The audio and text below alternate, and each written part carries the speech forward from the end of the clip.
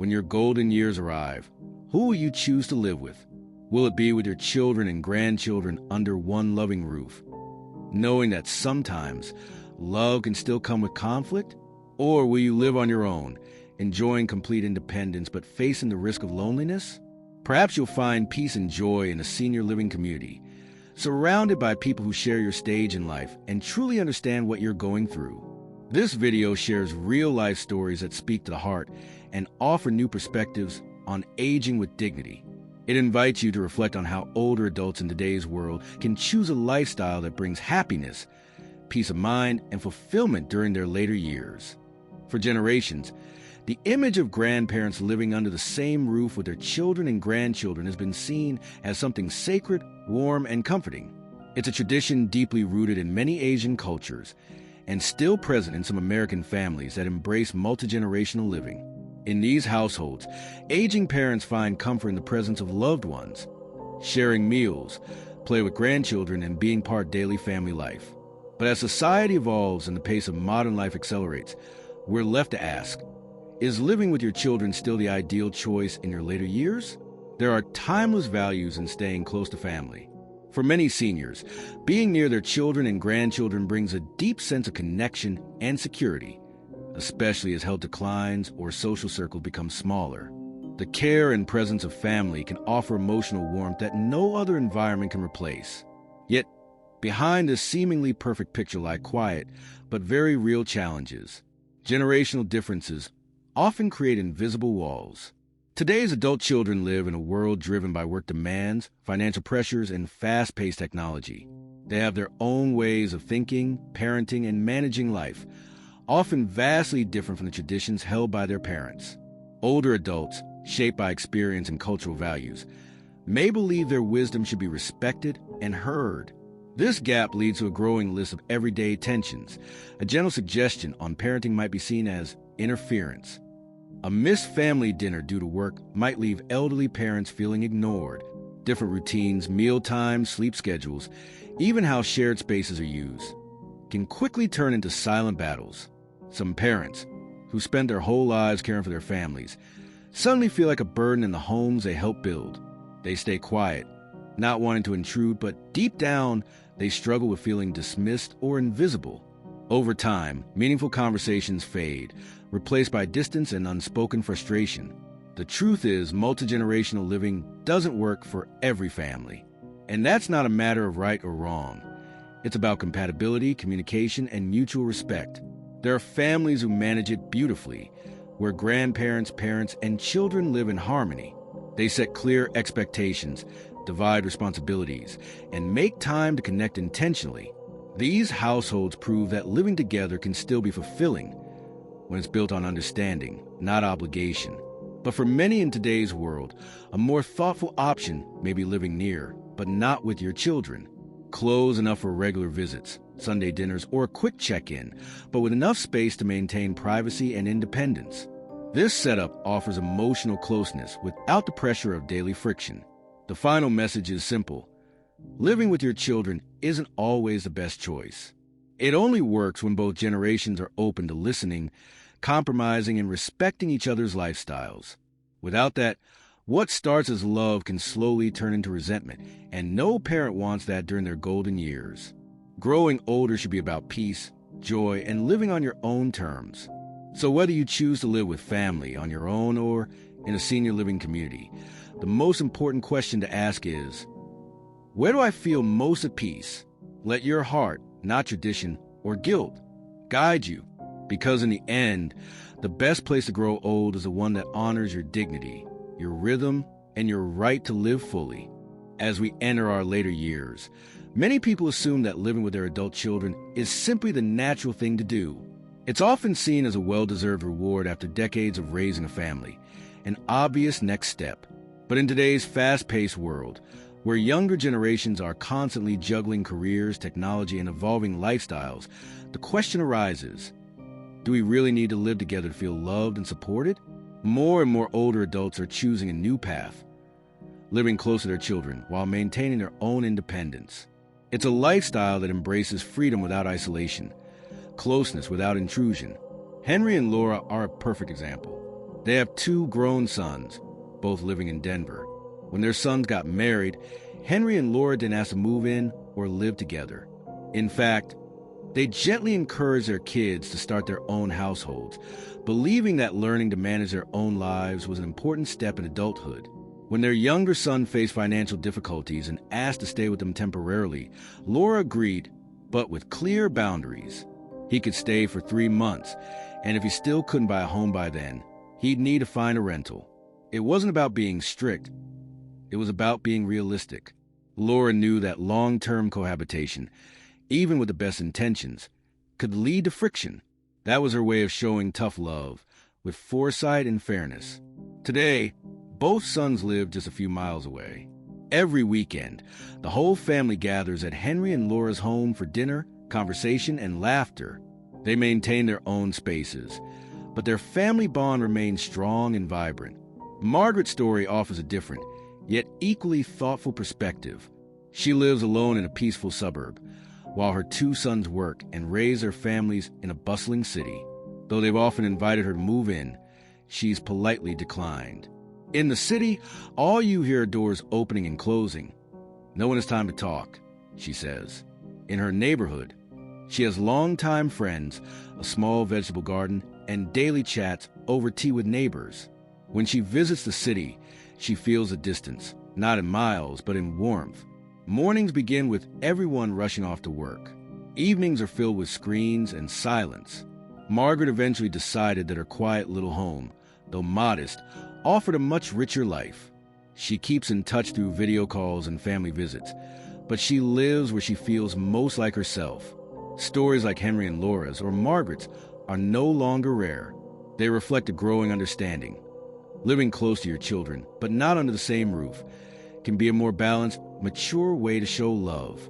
It allows older adults to maintain their routines and lifestyle, while also giving younger generations a space to grow without daily pressure. True care isn't measured by physical proximity. It's found in timely presence, mutual respect, and heartfelt communication. In a world where traditional values constantly intersect with modern expectations, the way we express love must evolve. Choosing to live nearby, but independently, is not a sign of distance. It's a sign of wisdom. It shows that love doesn't have to come with control, and that healthy relationships can flourish with just the right amount of space. This approach is helping many older adults navigate aging with grace, free from obligation, yet rich in connection and love. Have you ever considered that moving into a senior living community doesn't have to be the end, but instead, the beginning of a new chapter filled with peace, meaning, and joy? For many older adults, especially those from previous generations, nursing homes or senior communities have long carried a somber image, a place for those with no family left, or for parents who were abandoned by their children. In many families, placing a parent in senior care was once seen as a failure to fulfill filial duty. But times have changed, and so have the attitudes of today's aging population. More and more retirees across the U.S. are making the decision to move into senior living not out of necessity, but by choice. They want to take care of themselves, rediscover joy, remain independent, and most importantly, avoid becoming a burden on their children. Take the story of Helen, a vibrant woman in her 70s who once shared a spacious home full of memories with her husband. After he passed away, the house felt empty and quiet. Her two grown children, each with busy families of their own, lived in different cities and encouraged her to come live with them. But Helen made a different decision, one that surprised everyone. She sold her home and moved into a private senior living community near her children. At first, her children struggled with the idea. They worried about how others might perceive it. Would people think they were neglecting their mother? But Helen gently explained, "I want to live somewhere where people talk to each other, where I don't have to wait until the weekend to hear another voice. Here, I have friends, activities, and a nurse on call if I need help. And you can visit anytime, without worrying about cooking, cleaning, or managing my care." Before long, Helen was thriving. She started taking yoga classes, joined a painting group, played board games with her neighbors, and most importantly, never felt alone. When her children and grandchildren came to visit, they saw a woman glowing with energy, full of stories and joy. With professional caregivers taking care of her daily needs, the family could truly enjoy quality time together, free of stress or guilt. Thomas's story is equally powerful. After losing his wife, he moved in with his only son in the city. But life there left him feeling isolated. Everyone was busy. He spent his days alone in front of the TV, longing for companionship. It felt like a beautiful cage, he said. One day, he happened to see a documentary about modern senior communities, places with structure, medical care, social activities, and friendship. Curious, he asked to try one for a few months. After settling in, he never looked back at his new residence. He had a set routine, shared meals prepared by a professional chef, and played tennis with other seniors. For the first time in years, Thomas felt alive, not just existing. Both Helen and Thomas remind us of a vital truth. Choosing to live in a senior community doesn't mean your children love you any less. It means you love yourself enough to choose what's best for your well-being. With trained staff, tailored nutrition, medical attention, and built-in social life, these environments can greatly improve quality of life, both physically and emotionally. They also ease the burden on family members, allowing relationships to flourish without the constant weight of responsibility. Of course, some stigma still lingers. Many older adults worry that moving into a senior facility will make it seem like they've been put away or forgotten. But in today's America, that perception is shifting. Senior living communities are evolving into vibrant, respectful spaces designed to help older adults enjoy their later years with dignity, purpose, and connection. Growing older doesn't have to mean giving up control. You can still live a full, active, joyful life, even within the walls of senior community. The key isn't where you live, it's how you live, and whether you feel heard, seen, and genuinely cared for. So if you're exploring what the next stage of life looks like, remember, you're not a burden. You're still you. And maybe, just maybe, a senior living community is exactly the kind of freedom and fulfillment you deserve in this beautiful next chapter of your life. As we grow older, no one wants to imagine the day they might have to face life without the person they've spent decades building it with. But life doesn't always unfold the way we hope. Loss is something none of us can truly prepare for. And when it happens, the one left behind often feels like their world has crumbled. Frank, 68, was a devoted husband who shared nearly 40 years of marriage with his wife. When she passed away after a long illness, he described feeling like all the air had been sucked out of the room. The silence in the house was deafening, he recalled. Each morning, I'd wake up and just lie there, wondering what the point of getting up even was. That kind of grief is universal. But time doesn't stop, and neither could Frank. After a few months of clinging to old photos and familiar routines, he slowly began to rejoin the world, starting with morning walks, then joining a local book club at the library. There, he discovered new friends, new stories, and most importantly, a sense that he was still living. The first lesson Frank learned was simple yet profound.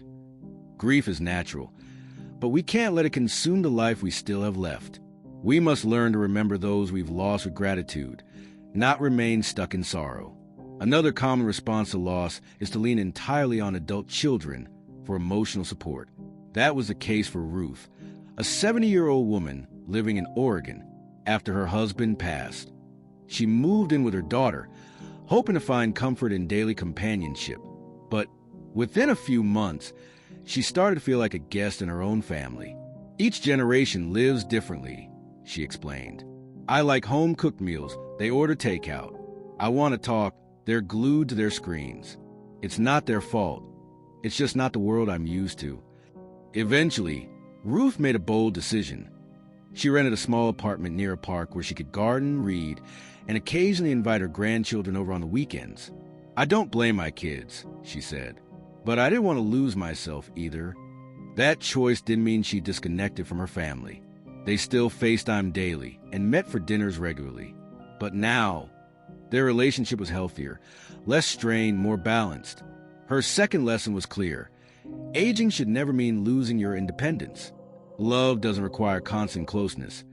It requires mutual respect and space to grow. A third, often overlooked, reaction to loneliness in later life is a decision to remarry too quickly. David, 66, entered a new relationship just 8 months after losing his wife. At first, things seemed promising. His new partner, also a widow, was kind and easy to talk to. But once they moved in together, differences began to surface. Mismatched routines, unresolved grief, and disapproval from their children. He found himself constantly compared to the past, and tension began to build. Less than a year later, the relationship quietly ended. "I realized I wasn't ready," he admitted. "I needed time to understand myself again before trying to share my life with someone else." David's story offers a final insight.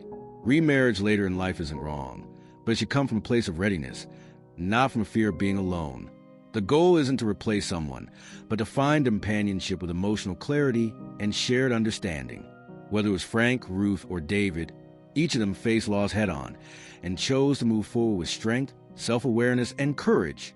Loss is something none of us wish for. But what you do afterward, that's what defines the rest of your life. So, after loss, don't shut yourself off from the world. And don't trade your independence for a sense of short-term comfort. Care for yourself. Honor the beautiful memories. And look ahead with purpose, because both you and the one you lost deserve that kind of love. Growing older isn't the end. It's a slower, deeper melody, a chance to live, love, and rediscover who you are, even if you're walking that path alone. And sometimes that independence, it's the most beautiful form of love there is. There's no one-size-fits-all approach to growing older. There's no right or wrong way to live out your later years. Only what feels right for you. Whether you choose to live with your children and grandchildren in a warm family setting, live independently to embrace your freedom, or move into a senior living community where companionship and care are available every day, the most important thing is that you feel at peace, fulfilled, and dignified in how you live each day. After exploring the real, heartfelt stories we've shared, one thing becomes clear. Aging isn't the final chapter. It's a new one. It's a time to slow down, live more intentionally, and focus on what truly matters. Life no longer needs to be a race. It becomes a series of conscious choices, led by what your body needs, what your heart feels, and what brings calm to your soul. I truly believe that every older adult deserves to live life on their own terms, not for someone else, not to meet society's expectations, but simply because your happiness matters. And you are the author of the stage in life. You have every right to write the ending in your own way, one filled with freedom, self-respect, and a deep love for life itself. If these reflections have inspired you, please don't hesitate to click like, leave a comment to share your thoughts, and subscribe to the channel so you won't miss the meaningful stories to come. Every subscriber helps us continue spreading messages of encouragement, dignity, and humanity to the senior community and beyond. Aging isn't the end. It's the moment you begin to live fully in the way that's right for you.